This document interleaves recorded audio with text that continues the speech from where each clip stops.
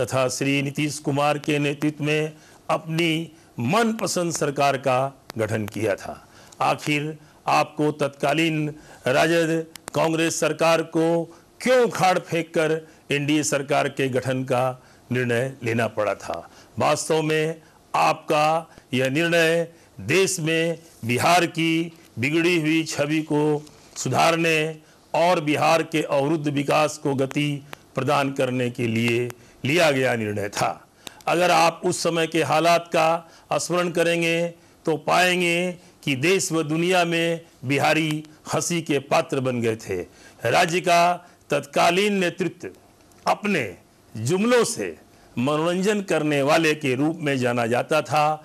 ऐसे नेतृत्व से बिहार के विकास के लिए किसी सार्थक व गंभीर प्रयास करने की आशा तो की ही नहीं जा सकती थी। राज्य में उद्योग धंधे सभी मर रहे थे।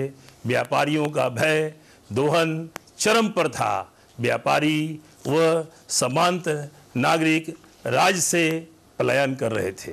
राज्य वित्तीय अस्त व्यस्त का सर्वोत्तम उदाहरण बन गया था। पिछली राजद कांग्रेस की सरकार में राज्य की अर्थव्यवस्था बिल्कुल चरमरा गई थी।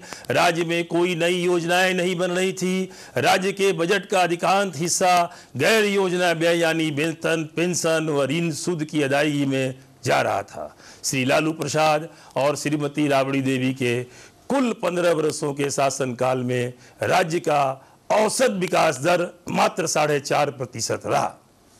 कई बार तो वार्षिक विकास दर ऋणात्मक भी चला गया था। उस काल में जो भी विकास हुआ उसमें सरकार की कोई भूमिका नहीं होकर बिहार के किसानों तथा मजदूरों की थी। मुख्यमंत्री के रूप में श्री नीतीश कुमार ने राज्य की चौपट अर्थव्यवस्था को पटरी पर वापस लाया। वित्तीय कुप्रबंध को दूर किया। विकास की कई योजनाएं बनाई। अब राज्य के बजट का अधिकांश भाग योजना व्यय यानी विकासात्मक कार्यों में लगाया जा रहा है। जरा तुलना करके देखें कि राजद कांग्रेस की सरकार का वर्ष 2004-05 में जहां योजना व्यय मात्र 3,476 करोड़ रुपए थी, वहीं एनडीए के शासनकाल में वर्ष 2009-10 में वह बढ़कर 14,184 करोड़ रुपए हो गई है। हमें इस बात पर गर्व है कि अपने 5 वर्षों के शासनकाल में श्री नीतीश कुमार की सरकार ने राज्य के विकास पर कुल 70,000 रुपये खर्च किए, 70,000 करोड़ रुपए खर्च किए हैं। इतनी बड़ी राशि खर्च करने एवं कुशल नेतृत्व का ही परिणाम है कि राज्य में आज चौतरफा विकास हो रहा है। जीवन का कोई क्षेत्र ऐसा नहीं है जिसमें पिछली सरकार की तुलना में आप बेहतर नहीं पा रहे हैं। अर्थशास्त्र की भाषा में श्री नीतीश कुमार के नेतृत्व में बिहार ने 11.03% औसत विकास वार्षिक दर से तरक्की की है। आज बिहार एक बार पुनः हंसी का पात्र से उभरकर गंभीर बहस का केंद्र बनकर देश में उभरा है।